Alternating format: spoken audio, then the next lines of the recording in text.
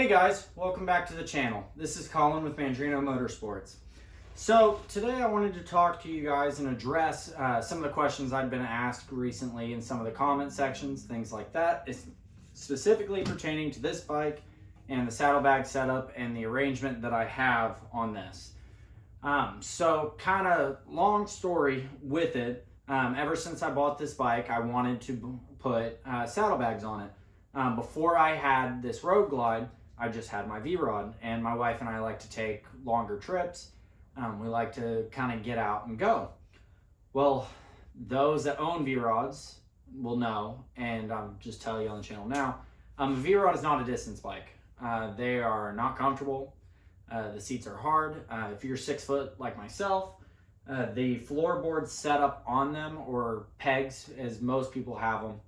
My bike's kind of a special case. I wish I knew who made the floorboards. Unfortunately, I don't. There's not a brand marking on them anywhere. But they're just not comfortable. Your knees sit up kind of high. My bike specifically has no wind protection on it, so you end up eating all of it.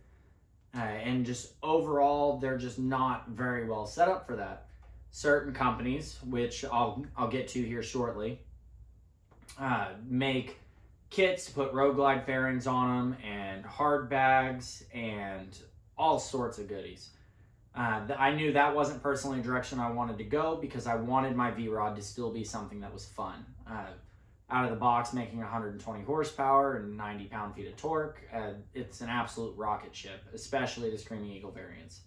And I just couldn't bring myself to modify a CVO V-Rod in that way. That kind of, to me, defeats the purpose of the CVO V-Rod. I think that's something that should be kept pure to some degree, with it being such a high package bike. It would have been one thing if I had like a base 1130 or kind of an earlier generation V-Rod, but for the CVO, for me, that's something that special comes out that way, and I want it to remain that way without subtracting from it. So if I'm going to add something, it's going to be something that accentuates what currently I have set up. So that being said, V-Rod parts are incredibly hard to get a hold of. Most of them are unavailable.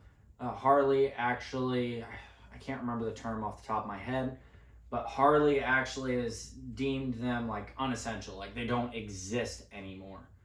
So a lot of the parts are just completely unavailable. You can still get some service parts every now and then. I pick up breather tubes that I mentioned in a previous video.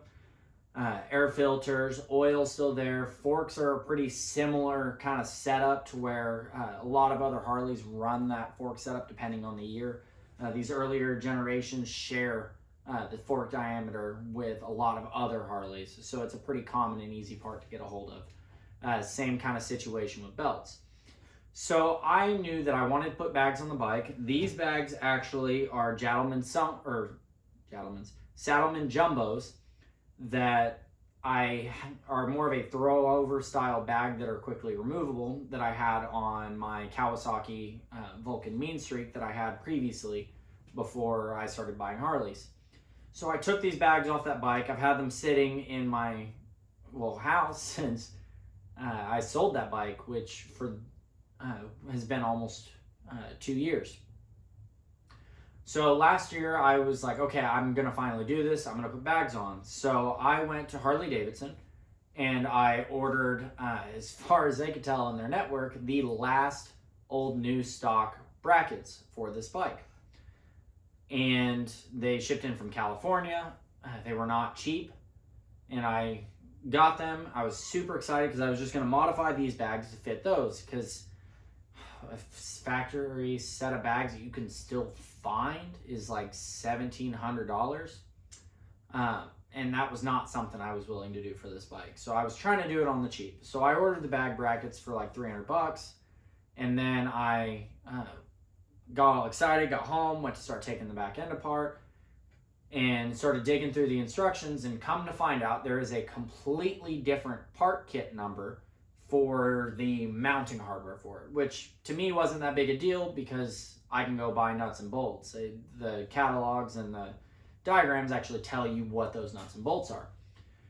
The kicker was there's a specific bracket that actually bolts up toward the front of the bag that spaces it off. It goes somewhere near the top of the shock mount. That hosed me. That part number and kit does not exist in the Harley system anymore at all. Like, you cannot get that part from Harley Davidson. Every now and then you can find used bag brackets pop up for sale on eBay, and they typically are pretty proud of them. But that's what you pay for something that is obsolete and is not made anymore. So I ended up working out a deal with the guys at Vrod Bagger. Phenomenal company. I'm not affiliated with them. There's no benefit to me for talking about them, but those that own a Vrod, his name is escaping me right now. Those that own a Vrod should know that company. The guy that runs it, he actually has an eBay store with all sorts of parts for the Vrod. I believe he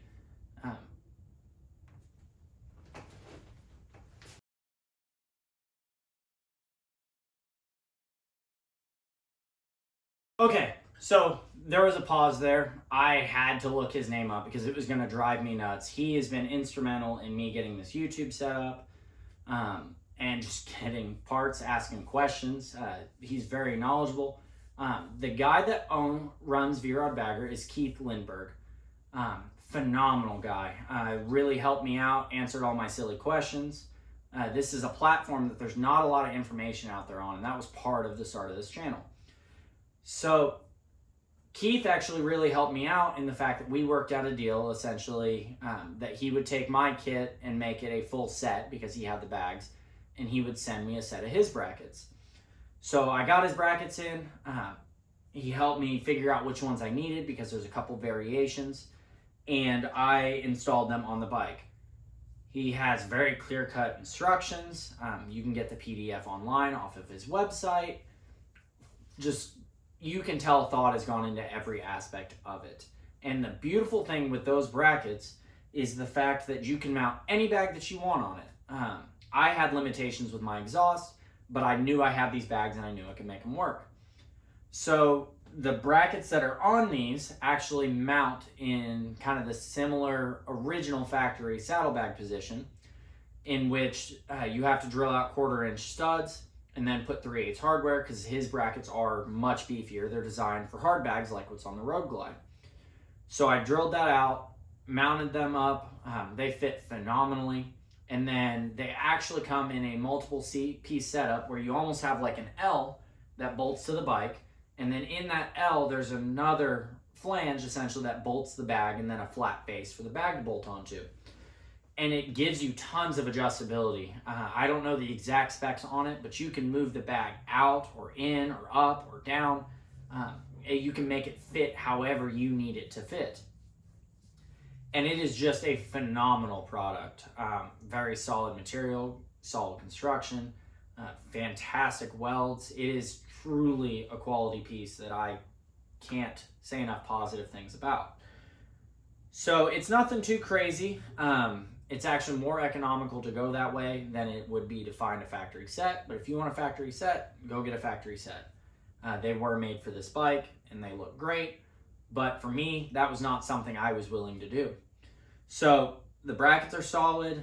The bags are fantastic. I think I drilled 2 holes through them and then mounted them up with hardware. All of it's held together with 3/8 hardware, nuts and washers and lock washers. So in my case, my setup's not going anywhere.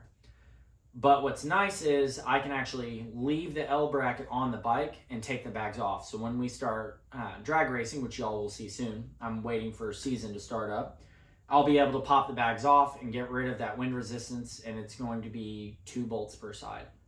Super, super easy. The other thing y'all will notice is there's no sissy bar on the bike. My wife took one ride on the Road Glide and told me not to even bother putting the sissy bar back on the Vrod. She will not be riding it anymore. So that kind of speaks to the ride of the Vrod versus the ride of the Road Glide. they can't be compared. The Vrod is great for hopefully drag racing, which is what it was designed for. I don't know that yet. And Little Jaunts around town as the muscle cruiser in the category, because it feels right at home with the Suzuki Boulevard M109R bosses, Kawasaki Mean Streaks, Yamaha VMAX. It's right at home with kind of that stoplight racing, quick around town jaunts, bar hopper, but it cannot compete with a Road Glide on those longer stretches. The seat on this bike is also a factory seat, as shown by my back problems for sure. But overall, it's been a fantastic bike, and this setup from Keith Lindbergh and Vrod Bagger has just made the bike for me that much more usable. Definitely something that if you have a Vrod is worth your time to do. And so with that being said, short and simple video this week.